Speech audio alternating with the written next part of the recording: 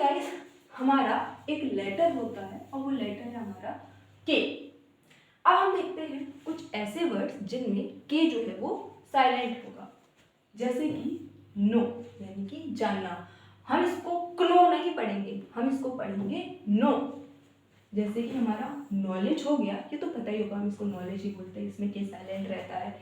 ज्ञान हो गया, नॉट हो गया, नॉट इसका गलत प्रोनाउंसिएशन होगा, सही प्रोनाउंसिएशन क्या होगा, नॉट यानी कि गांठ। इसी तरह से गाइस हमारा नाइफ हो गया।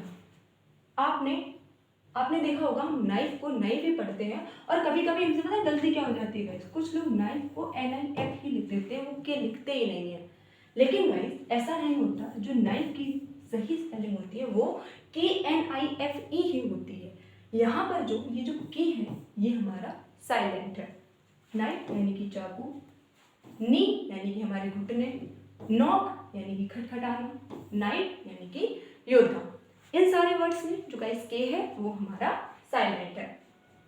इसी तरह से गाइस कुछ हमारे ऐसे वर्ड्स होते हैं जिनमें लेटर एल जो होता है वो साइलेंट होता है। अब गाइस अगर आपको पता नहीं है तो आप इन सब लेटर्स को पता है कैसे पढ़ोगे, आप इनको ऐसे पढ़ोगे, पाल जो कि गलत है, काल जो कि गलत है, टॉल, वॉल, ये सब जो है गाइस ये इस तरह से प्रोनाउंशिएट करना गलत होता है। इन सारे वर्ड्स में जो एल है वो हमारा साइलेंट है, तो हम इसको पढ़ेंगे पाम, इसको पढ़ेंगे काम यानी कि शांत, इसको पढ़ेंगे टॉक नॉट टॉल्क यानी कि बातचीत, वॉक नॉट वॉल्क यानी कि चलना, कुड सकना, शुड चाहिए, साम प्रार्थना, वुड गागिए। गाइस ये जो है ना ये हमारे मॉडल्स हैं। फोक जन या फिर समूह, काफ यानी कि बछड़ा, हाफ यानी कि आधा।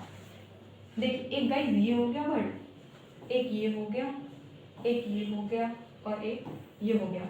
जनरली क्या होता है हमें पता नहीं होता है, और ये हमारी डेली लाइफ के वर्ड हैं, इनको हम रॉन्ग प्रोनाउंशिएट करते हैं।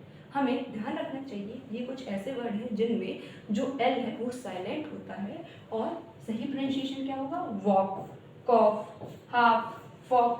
तो ये जो है ये हमारा सही प्रोनाउंसिएशन होगा।